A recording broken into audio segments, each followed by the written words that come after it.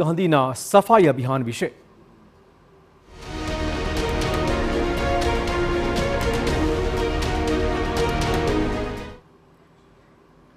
गुजरात कांग्रेसना नेताओं और कार्यकर्ता पर आज वरस्या हता राहुल गांधी। कांग्रेसना दगाखोर नेता मुद्दे राहुल गांधीનું આવ્યું છે એક મોટું નિવેદન।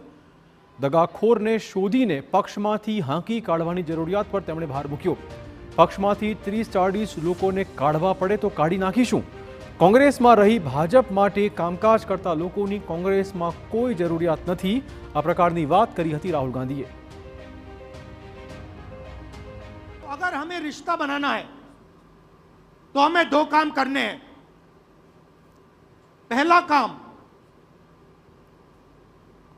ये जो दो ग्रुप्स हैं इनको अलग करना है सीधा। अगर हमें सख्त कार्रवाई करनी पड़ी, 10, 15, 20, 30, 40 लोगों को निकालना पड़ा, निकाल देना चाहिए। तो कांग्रेसना कार्यकर्ताओने राहुल गांधीए બંધાયેલા સિંહ સાથે સરખાવ્યા।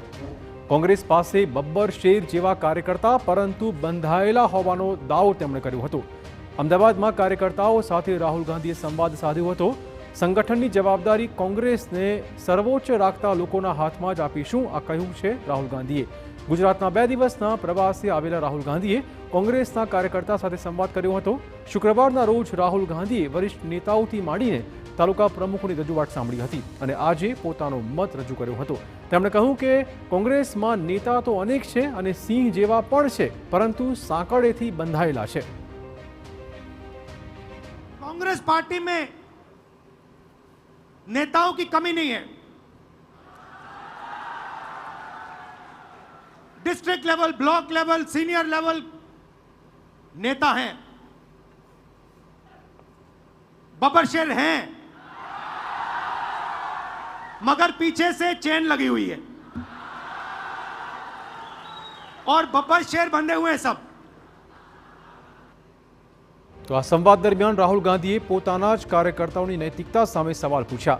તેમણે આક્ષેપ કર્યો હતો કે ગુજરાત કોંગ્રેસમાં 2 પ્રકારના લોકો છે, જેમાંથી એક ખરેખર કોંગ્રેસ માટે લોકો માટે કામ કરે છે, જ્યારે કે બીજા કોંગ્રેસમાં રહીને બીજેપી માટે કામકાજ કરે છે।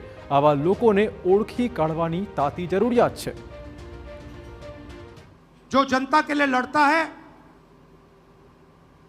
जो जनता की इज्जत करता है और जिसके दिल में कांग्रेस पार्टी की विचारधारा है,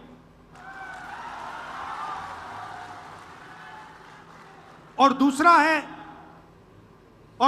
है जो जनता से कटा हुआ है, दूर बैठता है, जनता की इज्जत नहीं करता है